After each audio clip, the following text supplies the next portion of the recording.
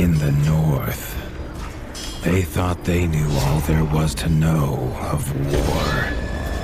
Until the War of the Rift. While the Southern King hid, warm in his keep, the Darkwings cut their bloody trail from frozen north to winter's edge.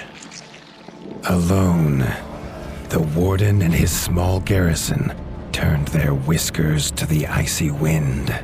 At the end of hope, in a last barrage, they wiped Batkind from the land and memory.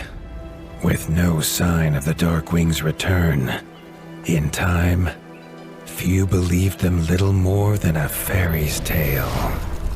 But at Mount Cauldron, time had been all they needed.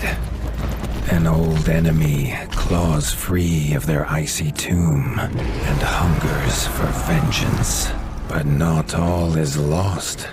King Rattus brings north a cause for hope. A bastard prince, placed in the paws of the Warden of the Wastes to raise as his own. A secret of blood never to be told. Now, fate calls for a hero in a murderous screech, and one young rat will answer.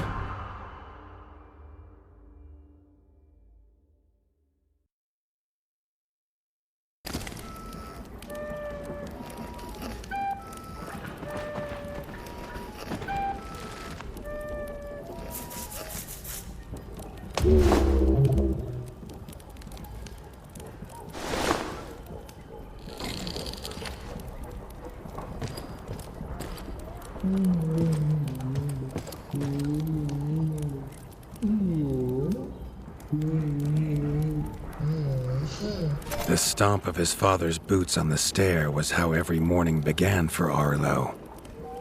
The booming shout to ready himself was louder still. But such was Lord Eivor's zeal at a new day. Dawn was breaking over winter's edge, and Arlo was yet to miss one.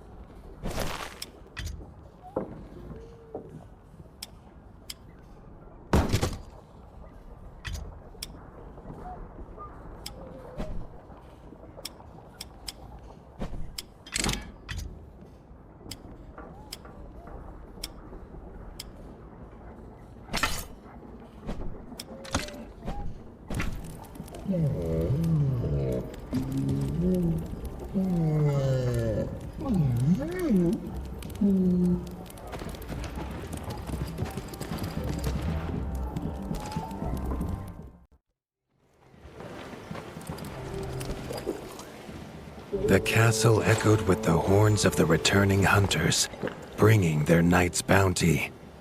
Arlo's little heart quickened to hear it. The only thrill to be found inside the high walls was a hunter's tales of what lay beyond them.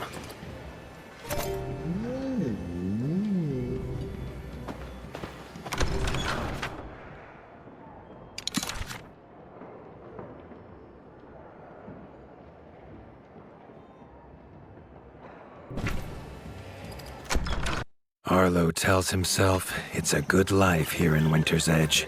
The bustling of contented rat folk, the crisp mountain air, and without the endless scourge of frogs the southerners suffer. Why should he want for more?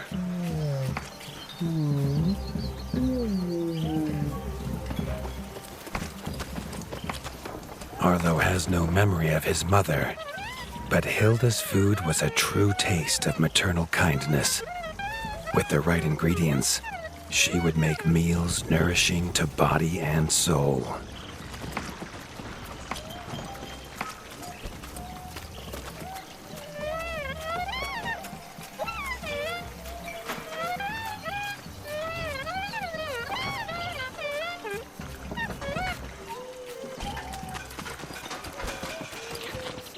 Tiki's shop was perhaps Arlo's favorite, as the shopkeeper had wares from far and wide. But getting him to part with his curiosities was never easy.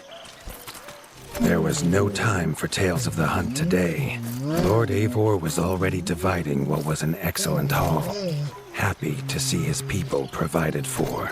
Arlo longed only to join the hunt, to see the Ratdom or even the lands beyond. His father called it a fool's wish. Arlo's destiny was unshakable, much like the keep that would become his by birthright.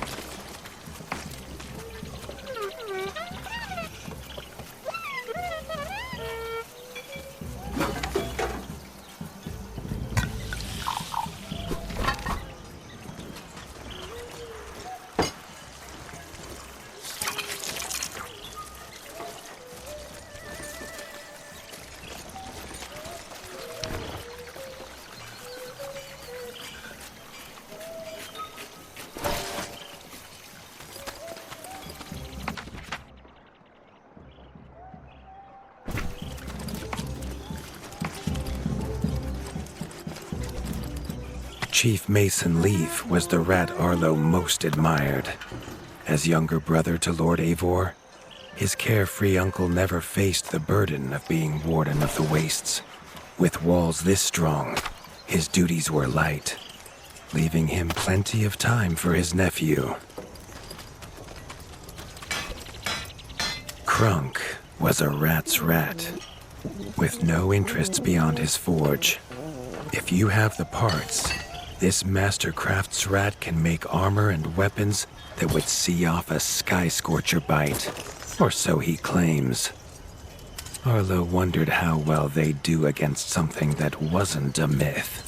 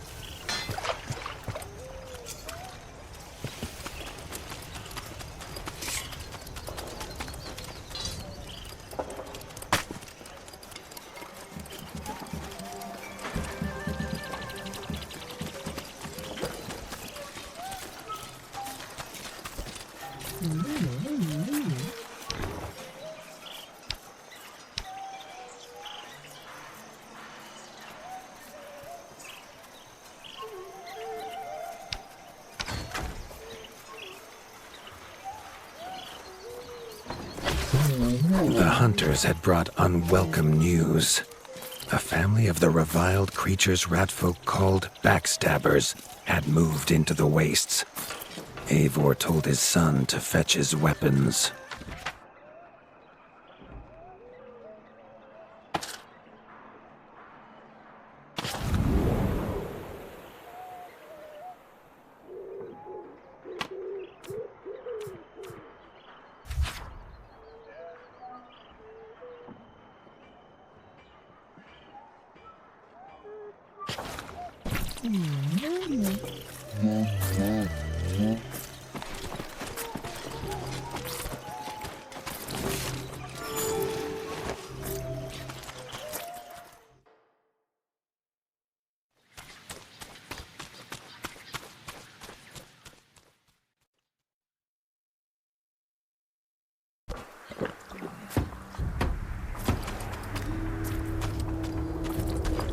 His father had no explanation for suddenly taking Arlo on a hunt. It even gave the hunters pause. Arlo had been taught to fight, and better than most. But rarely had he been tested. He was determined to prove himself. The rugged terrain of the outskirts could have taken all day to traverse, but Arlo's trusty grappling hook allowed him to swing between its many crevices.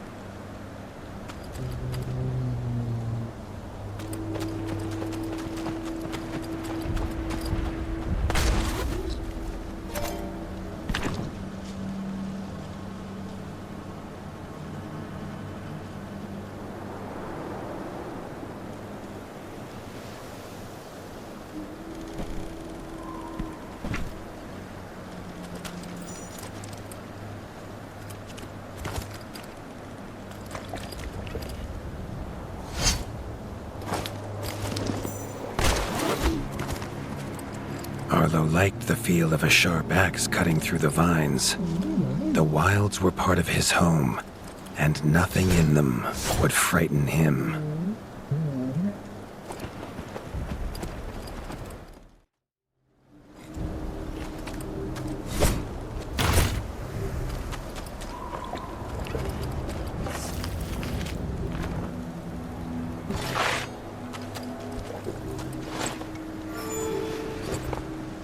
The famous frostberry bushes of the wastes were in full fruit already. Their juice made a healthy tonic, though Lord Eivor preferred them fermented.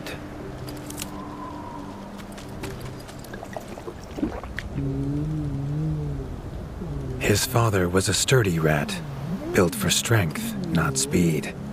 So Arlo found it curious that he challenge him to a race. The prospect of the hunt had filled Lord Eivor with a vigor that his son had not seen in years, or at least since breakfast.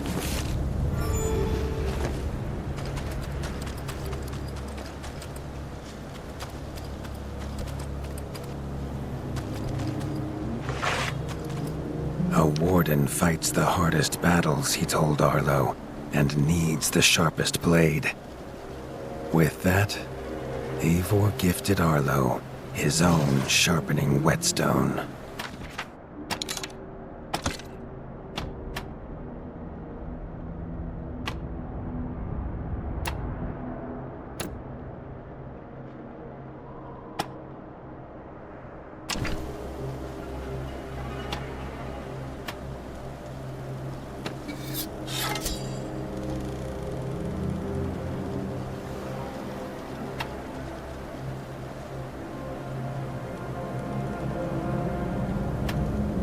Whether these beasts were named for their spines, or for some past unforgivable deed, no rat knew.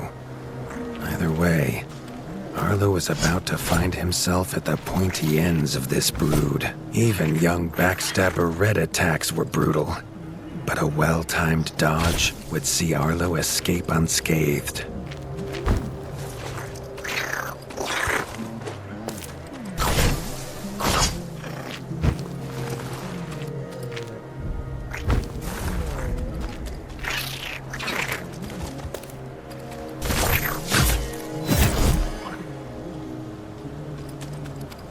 This backstabber lived up to its name with its deadly white attack.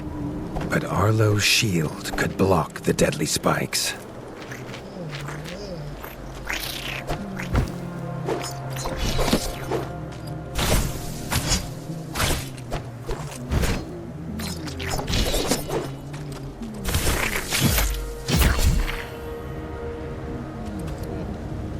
This young one used vicious yellow attacks.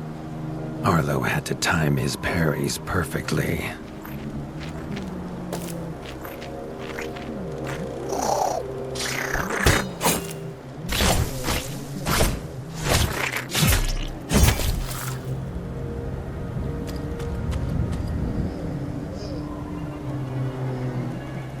This mother had left her young to fight alone. But the same could not be said of Lord Eivor as he leapt to his son's side.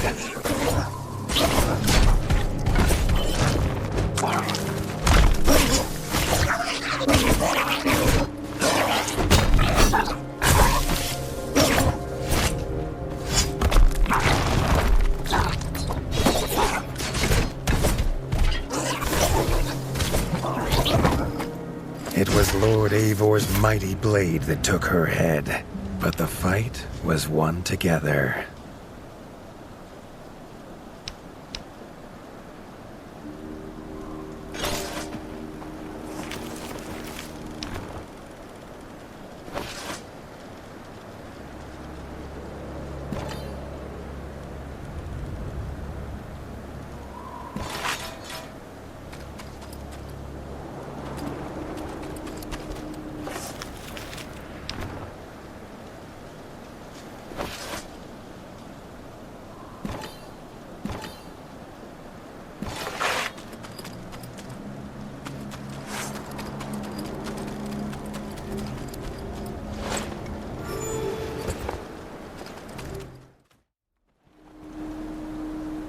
Arlo basked in his father's pride, almost as warm as at the fire inside Winter's Edge.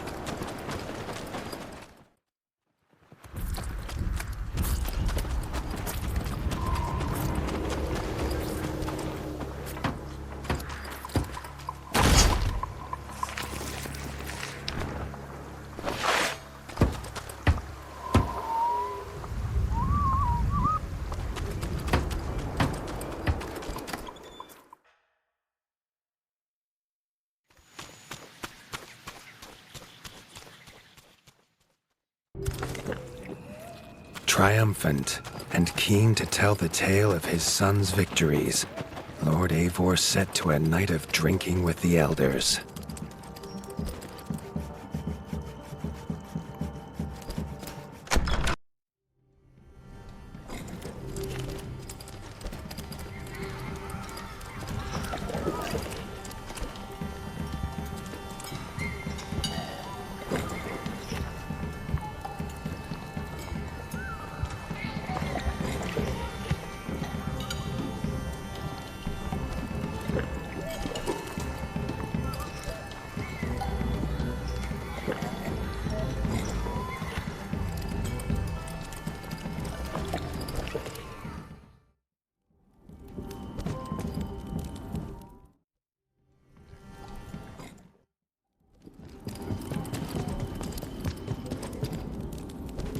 Arlo was reluctant to return to his bed, wondering how long he must wait to hunt again. The booming footsteps that woke him this time were nothing like those of his father.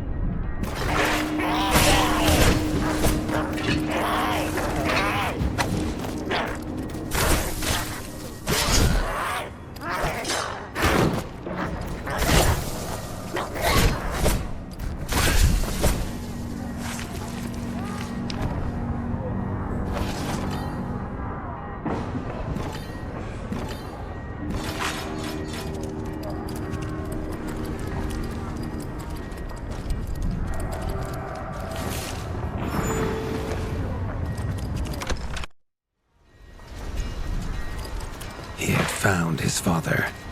The warden stood alone, holding back a whole Dark Wing army, their cruel Count Kazak leading them. His father charged, but the Dark Wing Count was as fast as he was strong. The Winter's crown tumbled to Arlo's feet, now without a head to rest on. There was no time to grieve his father, as from above the Count revealed his greatest weapon, a sky scorcher. Not a fairy's tale, but an undead beast whose very breath could level kingdoms. And its eye was trained on Arlo. All that came next was a fog of bloodlust, snapping jaws, and the beating of leathery wings.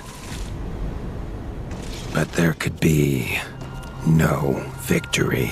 Arlo awoke, groggy and warm to his father's shouts. Only he wasn't in bed. The warmth was from the fire that had engulfed Winter's Edge, and the shouts were his uncle's. The only other survivor of the Darkwing attack, Leaf was bruised and his hind paws barely steady. He'd seen villagers flee to the outskirts. Arlo knew it was up to him to make them safe.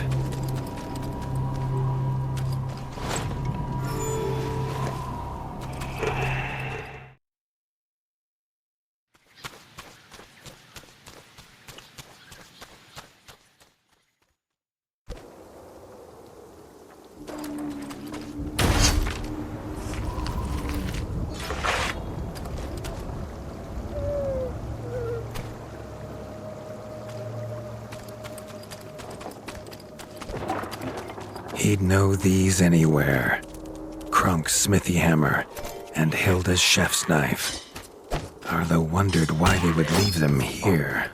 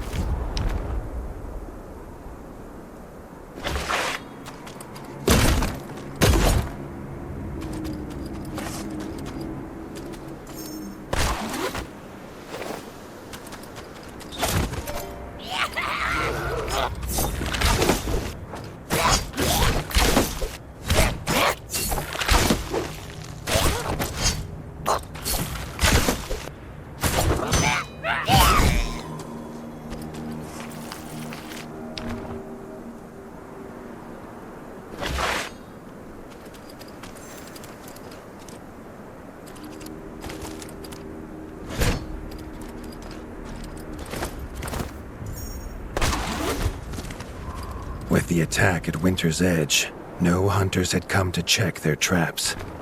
Arlo thought he might find a use for them.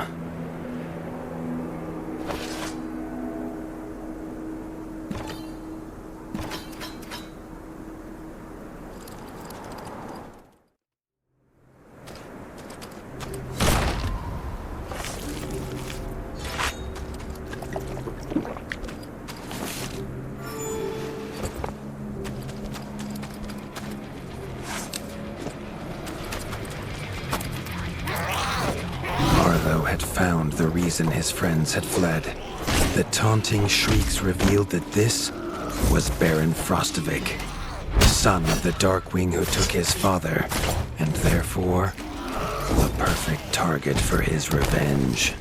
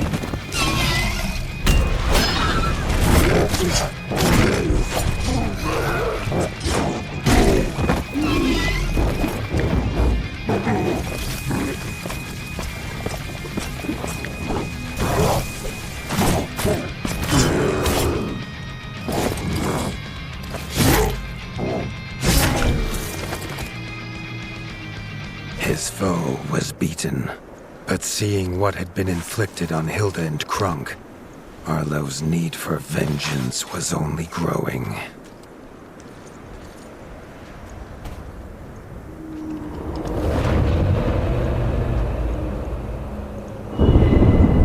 Arlo suddenly wished to be within the walls of Winter's Edge, to hear the boot and boom of his father at dawn, a sound he realized he'd never hear again. He needed to return to whatever was left and make his plan.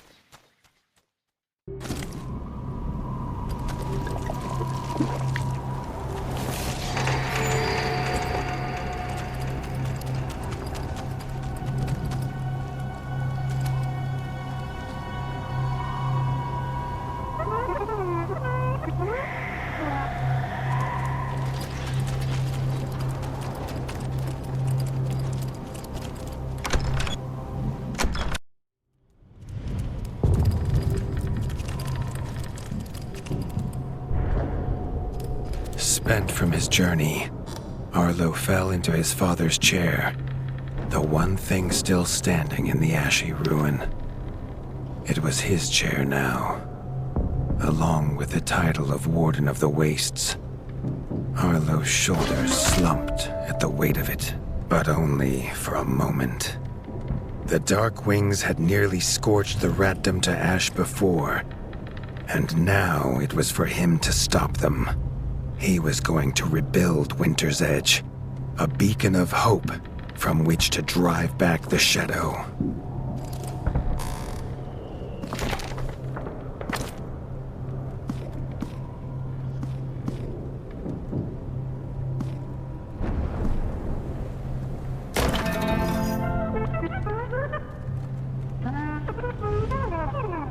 This much Arlo knew.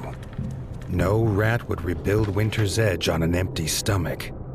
The kitchen had to be fixed and stocked. Leaf suggested Arlo visit the Night Eyes of the Golden Forest, known for their hearty food. Arlo hoped rat wasn't the key ingredient.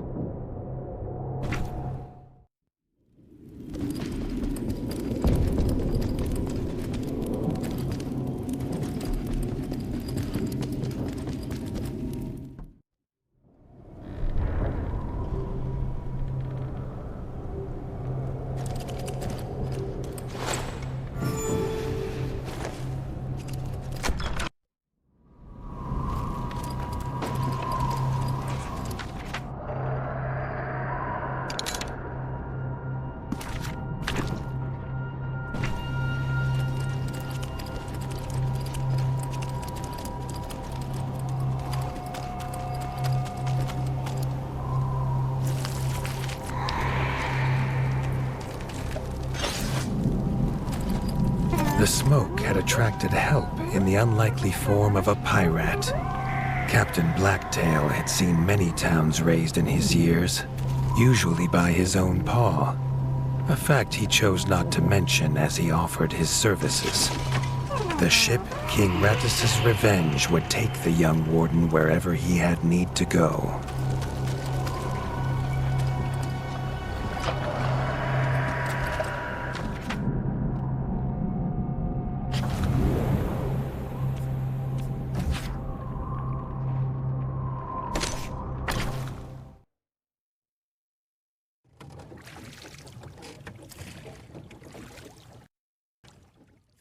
The autumnal gold canopy glimmered in the sunlight, held high by the silver boughs.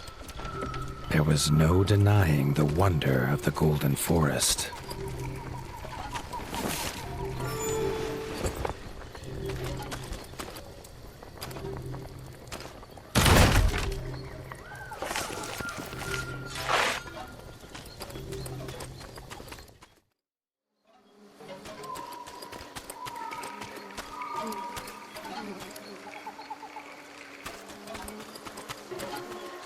The peace Arlo found beneath the leaves was not to last. A shrill cry cut through the calm, a call for help.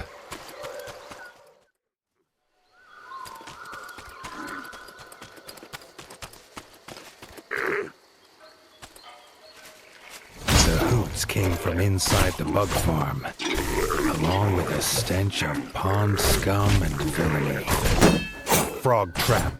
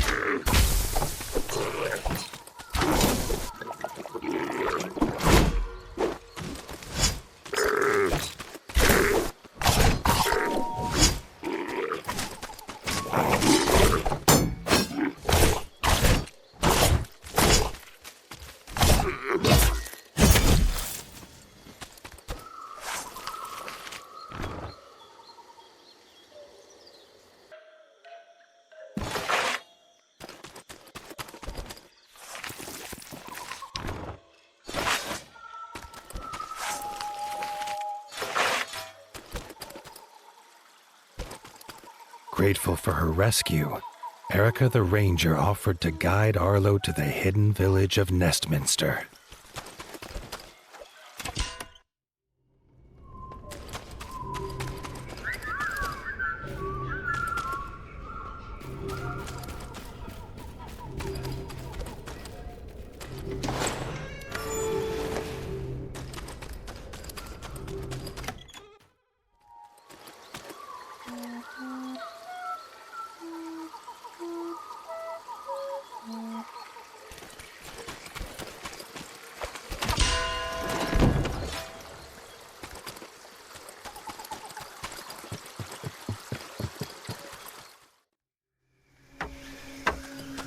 Nestminster's entrance was guarded.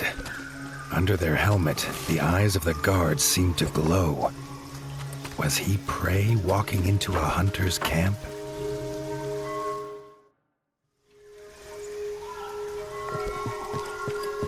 Arlo could not help but gasp at the sight.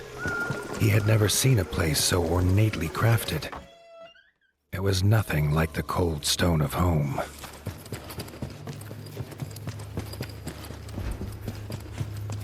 The Parliament was deep in session when Erica and Arlo entered.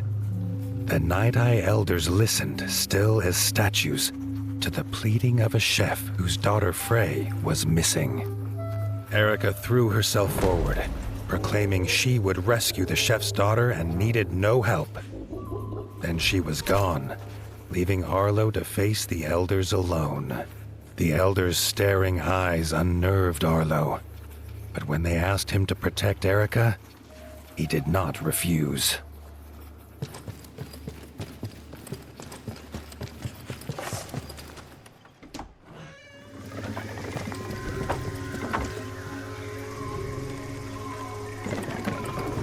Frey's father told them she wanted fish for a new soup recipe. He told her never to go to the dangerous Moonlight Pond, but she was stubborn as she was brave. The chef handed Arlo a few poison antidotes without explanation. Arlo wondered what could go in soup that would have him so scared.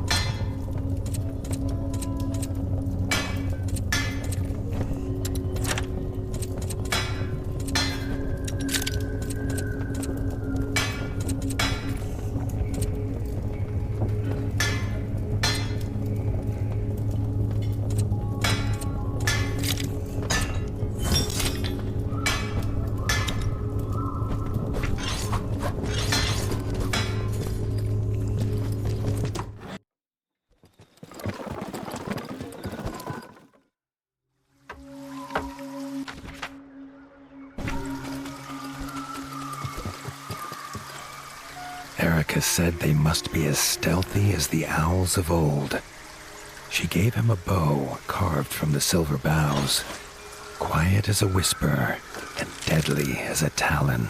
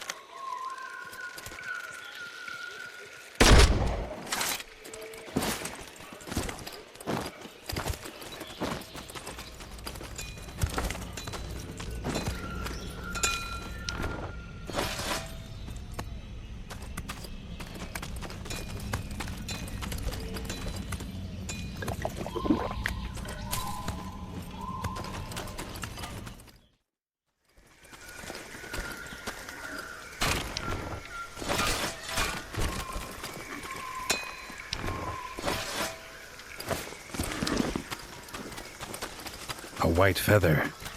Erica knew it was Frey's. They were on the right path.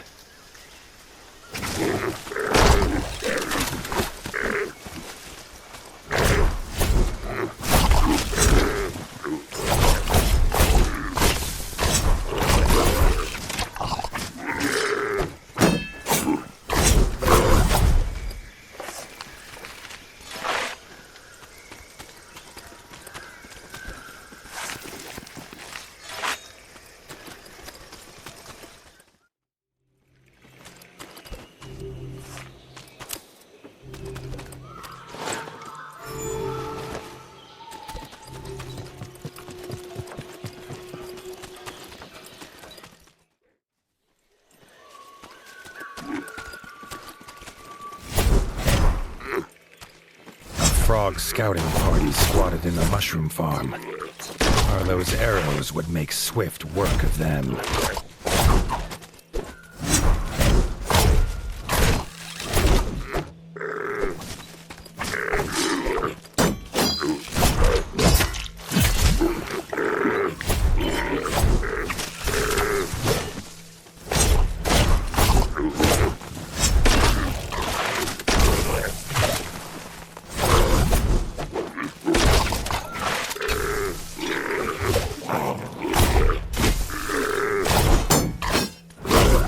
Emerged, shaken but grateful. Arlo had never met stripe snouts before. Badger brothers Marco and Lorenzo's keen eyes had seen Frey go by, headed for the pond.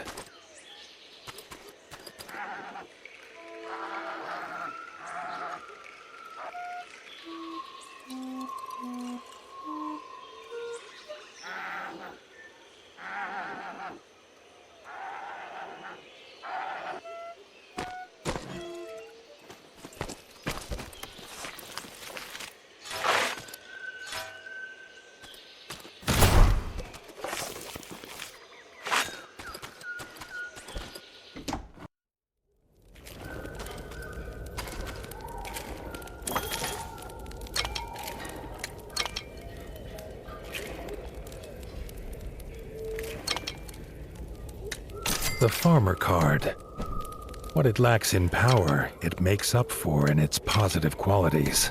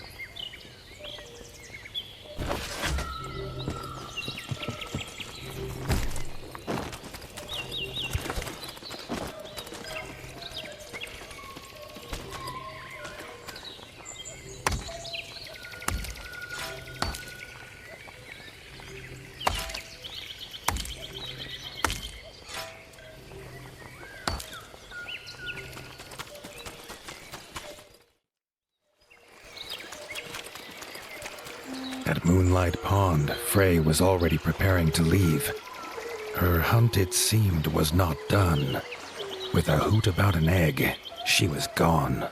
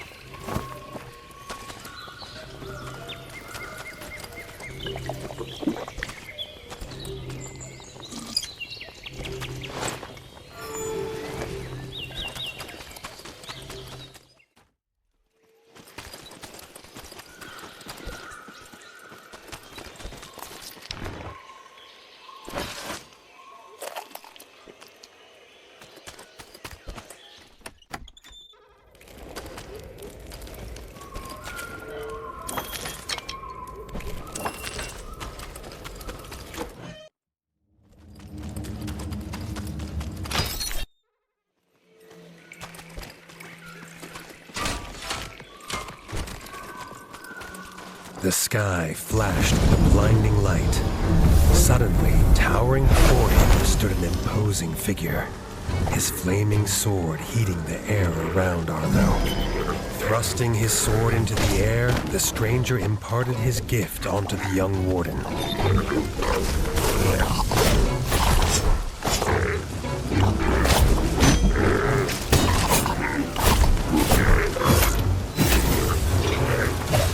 Arlo could feel the stranger's gift pulsing through his body, filling him with a burning desire to avenge his father and rid the North of the Darkwing scum.